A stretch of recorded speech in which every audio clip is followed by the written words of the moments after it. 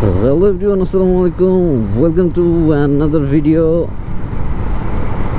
Bike তো service করে ফেললাম অ্যান্ড সার্ভিস করার পরে বাইক আমার এখন ব্রেকিং পিরিয়ডে 250-এ বাইকের হেডের কাজ করা হলো। তার মানে মাত্র 40 কিলো চলেছে। অন্তত 500 কিলোমিটার খুব ভালো মতো সেফলি চালাইতে হবে। কোনো প্রকার রাশ চালানোর কোনো ওয়ে নাই, চালাইলে পিস্টনটা দুর্বল হবে। অ্যান্ড ব্রেকিং পিরিয়ড নামানোর জন্য কী কী হয় এটা আপনারা তো সবাই জানেন। কিন্তু এখন আজকে বের হয়ে পড়েছি ঢাকার জন্য। ঢাকা যেতেই আমার প্রায় 220 কিলো যাবে। রুটটা চেঞ্জ করব, আজকে দৌলদিয়া পাটুরিয়া হয়ে যাব।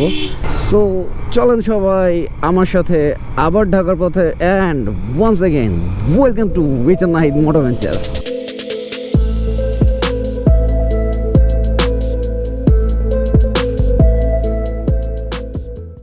অ্যাজ উই নো, লং জার্নির ক্ষেত্রে অবশ্যই ভোরবেলা বের হওয়াটা প্রেফারেবল অ্যান্ড এটা বেস্ট। অবভিয়াসলি এটার কোনো অপশনস নাই, কারণ যত ভোরে বের হওয়া যাবে তত দ্রুত গন্তব্যে পৌঁছানো যাবে, রাস্তাঘাটের বিপদ এড়ানো যাবে, রোড ট্রাফিক কম থাকবে, সব দিক থেকেই বেটার। এই যে বের হয়েছি 9টা বাজে, তো বের হয়ে আমাকে রোদের মুখোমুখি যেতে হচ্ছে, সরাসরি রোদটা পাচ্ছি। আর পৌঁছাতে 2টা-3টা বাজবে, মানে দুপুরের যে খাড়া রোদটা সেটা আমাকে পুরো রাস্তায় ফেস করতে হবে। কিন্তু যদি আমি 5টা থেকে 6টার মধ্যে বের হয়ে যেতাম, সেই ক্ষেত্রে আমার এটা হতো না। আমি 10টা থেকে 11টার মধ্যে পৌঁছায় যেতাম, মানে খুব ভারী রোদটা গায়ে পড়তো না। তো রোদ তো আমাদের জন্য একটু বিরক্তিকর, স্বাভাবিক কথা। বাইক রাইডারদের জন্য রোদ কিছু মনে না করলেও কিছুটা হলেও তো ইফেক্ট পড়ে অবশ্যই। তো সেই ক্ষেত্রে আসলে সকালে জার্নিটা অবভিয়াসলি প্রেফারেবল। প্লাস কুষ্টিয়া থেকে ঢাকা যাওয়ার ভিডিওতে আপনারা দেখছেন যে কুষ্টিয়া মেহেরপুর যে হাইওয়ে দিয়ে আমরা পাস করি, সেই হাইওয়েটা আন্ডার কনস্ট্রাক্টেড। তো কাজ কিছু দূর হলেও বাকি রাস্তাটার অবস্থা হচ্ছে যে এইরকম, মাত্র চার্জ দিয়ে এটা সমান করা হয়েছে, লেন বড় করা হয়েছে, এটার উপরে পিচ ঢালাই হবে। তো এইটার জন্য আসলে খুব ভালোই ঝামেলা হচ্ছে এই জার্নিগুলোতে। আজকে একটু ব্যতিক্রম রোড ধরলাম, যেটা এর আগে দেখানো হয় নাই বা আসাও হয়নি। বাইপাস দিয়ে আমরা উঠেছি ঢাকা থেকে আসার পথে, তো সেক্ষেত্রে শর্টকাট মেরেছিলাম।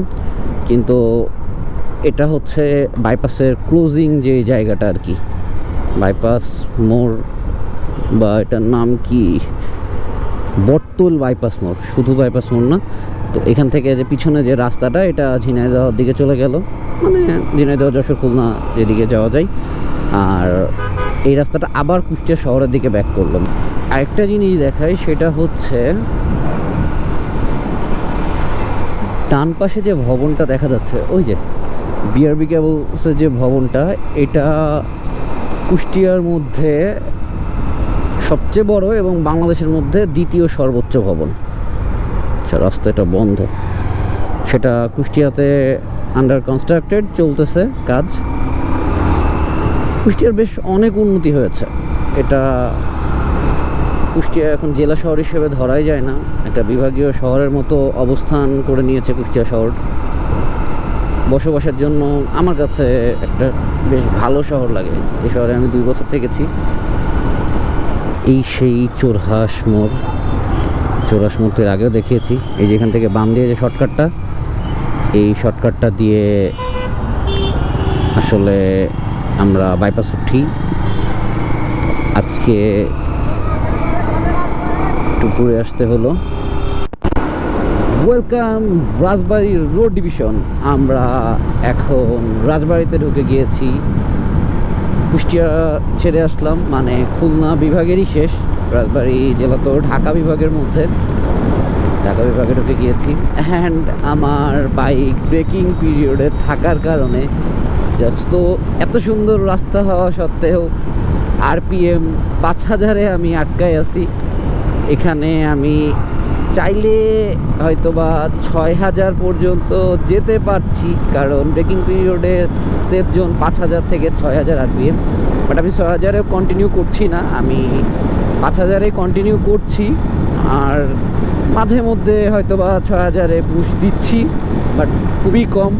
অ্যান্ড ব্রেকিং পিরিয়ডে আরেকটা বিষয়, সেটা 5000 হলেও টানা থ্রোটল ধরে রাখতে হয় না, মাঝে মধ্যে গ্যাপ দিতে হয়। তো মাঝে মধ্যে আরপিএমটাকে একদম ছেড়ে দিতে হচ্ছে যেন ইঞ্জিনটা একটু রিলিফ পাই, তারপরে আবার থ্রোটল দিচ্ছি।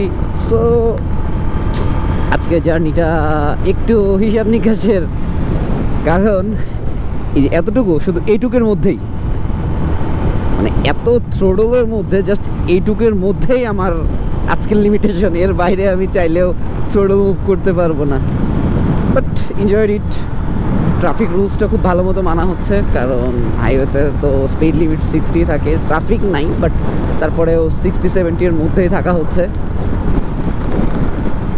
এটা হলো নিরাপদ গতি মনে করি আমি বাইকের, 60 থেকে 70, যেটা আমরা মানতে পারি না। এই গতিতে যদি আমরা সবসময় রাইড কন্টিনিউ করি, তাহলে আমাদের দুর্ঘটনা ঘটার সম্ভাবনা অনেক কমে যায়, এটা একদম নিঃসন্দেহে। কারণ যারা রেগুলার রাইড করে তাদের 60-70 স্পিডে বাইক খুব দ্রুত নিয়ন্ত্রণ করতে পারে, খুব ফাস্ট ব্রেক করতে পারে। কিন্তু আনলাকিলি যদি কোনো অ্যাক্সিডেন্ট হয়ে যায় সেটা আলাদা হিসাব, বাট তাছাড়া যে এই স্পিডটা বেস্ট।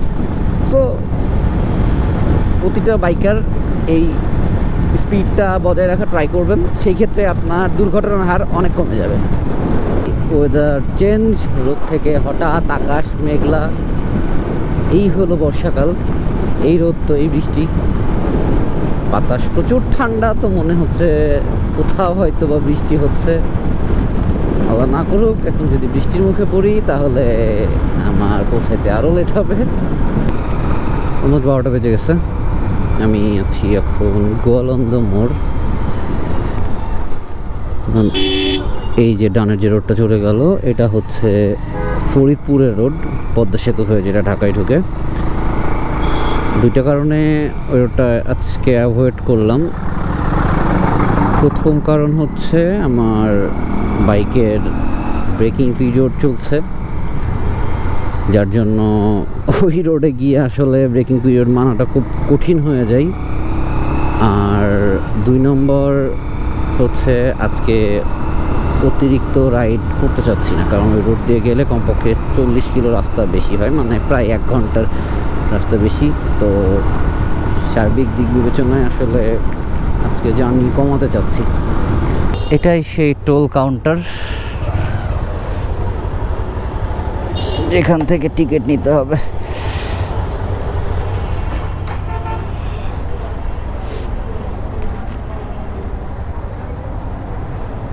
বাইকের একটা, আচ্ছা আগে তো রাস্তা থেকে নিত, এটা কি বন্ধ করে দিয়েছেন?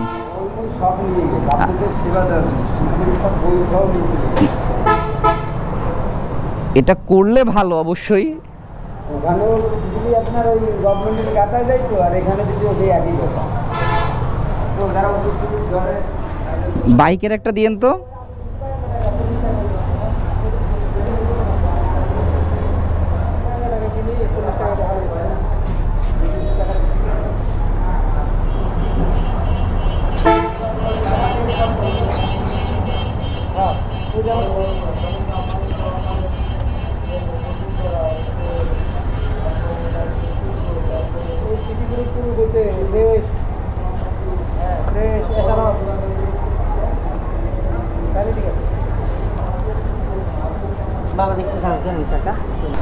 বাইকের সাউন্ডটা এখন অনেক স্মুথ লাগছে, কারণ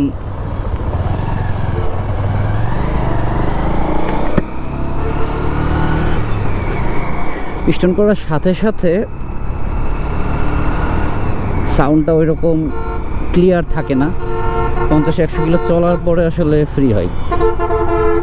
যদি এই জার্নিটা মানে লং ট্যুরটা আমি 100 কিলো লোকালভাবে চালানোর পরে দিতে পারতাম, এটা আরও ভালো হতো।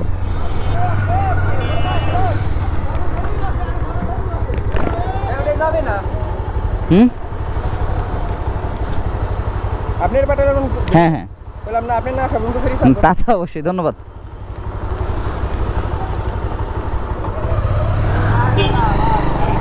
নর্মালি এভাবে যদি মানুষকে প্রতিটা জায়গায় হেল্প করে তাহলে আমাদের ট্রাভেলারদের জার্নিটা অনেক ইজি হয়ে যায়। আসলে আমাকে একটু পিছনে ফিরতে হয়েছে, সিন্ডিকেটটা ভেঙে গিয়েছে, সব ঠিক আছে। সে যে আমাকে বলছে যে আমরা অপেক্ষা করছি, আপনি আসেন, সে যে মাথায় রাখছে বিষয়টা, এটাই বড় কথা।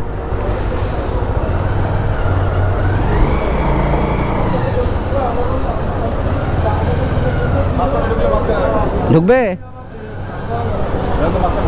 না? ঢুকবে না? এ সোজা দিব?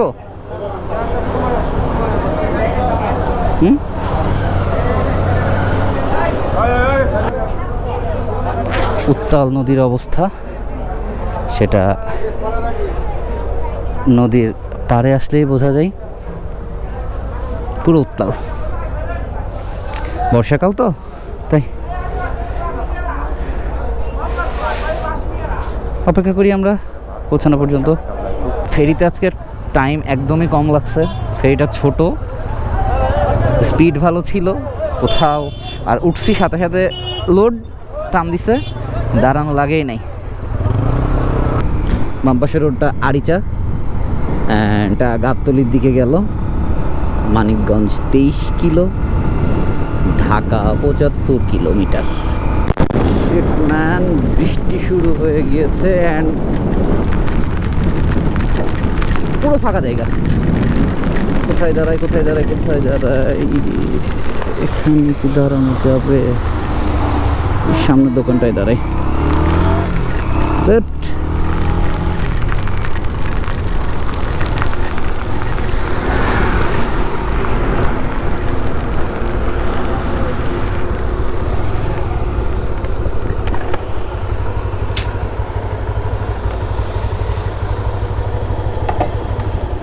এটা খুবই বাজে ছিল,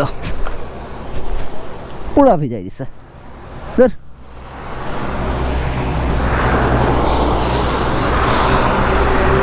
বৃষ্টি শেষ হলো,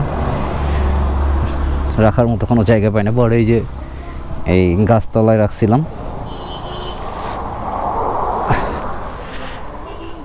মুভ করি, রাস্তা তো পুরো কাদায় ভিজে গেল। অ্যান্ড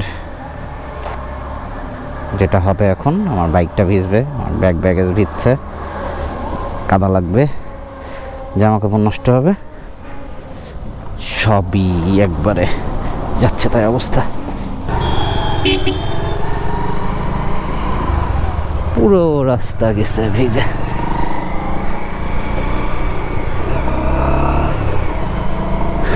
ভেবেছিলাম 2টার মধ্যে পৌঁছাবো, সেটা আর হচ্ছে কই,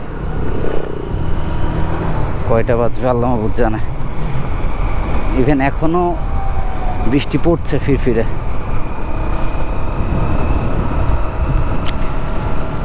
বিকেল পর্যন্ত ছাড় দিলে তো পৌঁছায় যেতে পারতাম, কিন্তু ওই দুপুরবেলা করেই লাস্ট কয়েকদিন বৃষ্টিটা হচ্ছে। দেখি আগাইতে থাকি কত দূর যাওয়া যায়। এরকম বৃষ্টি হলে আগানো যাবে, বাট এর চাইতে বেশি হলে আসলে থামতে হবে, উপায় থাকবে না তখন আর।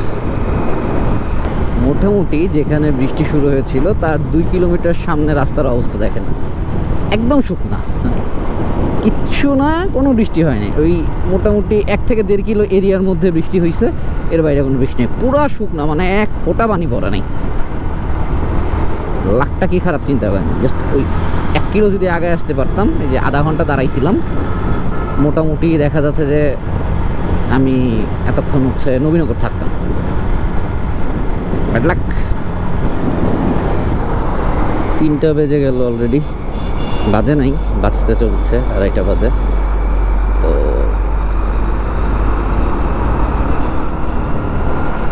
নর্মালি যেখানে আমার 12টার মধ্যে পৌঁছানোর কথা, সেখানে 3টা বেজে যাচ্ছে, তাও পৌঁছাতে পারতেছি না। কি একটা অবস্থা। শহরের মধ্যে জ্যাম না থাকলেই হয়, কারণ শহরে জ্যাম থাকলে তো আরও লেট হবে। স্পিচলেস, আসলে কিছু বলার নাই। এই যে এই পাম্প একটা দেখে ঢুকলাম ভিতরে, ঠিক আছে ভাই আসি। পাম্প একটা দেখে ঢুকলাম, যে পাম্পে অবশ্যই কোনো না কোনো দাঁড়ানোর জায়গা পাবো। জোরে বৃষ্টি আবার শুরু হয়েছে আমিন বাজারে একটু আগে। পাম্পে ঢুকলাম ঠিকই, পাম্পে কোনো ছাউনি নেই এবং এমনকি কোনো জায়গায় নেই দাঁড়ানো। পরে একটা গাছতলায় দাঁড়ালাম, এত জোরে বৃষ্টি শুরু হয়েছে, গাছে কি আর কভার দেয়। ওইখানে জায়গায় একটা স্টাফ ছিল, একটা জুনিয়র ছোট, তো ও গিয়ে বললো ভাই এখানে বৃষ্টি পড়বে, ছাতা রাখেন। যাই হোক ছাতাটা দেওয়াতে আমি বাঁচছি, আমার ল্যাপটপের ব্যাগটা বাঁচছে, হেলমেটটা ক্যামেরাটা বাঁচাইছি, কিন্তু আমার বাকি দুইটা ব্যাগ পুরা ভিজে শেষ। মানে কেমন লাগে, মেজাজটাই খারাপ লাগছে আজকে পুরো, মানে সকাল থেকেই উল্টা পাল্টার উপরে যাচ্ছে সব কিছু। ক্যামেরাতে ভিডিও চলতেছে, কি ভিডিও হচ্ছে সেটাও বুঝতেছি না, বৃষ্টি এখনো পড়তেইছে।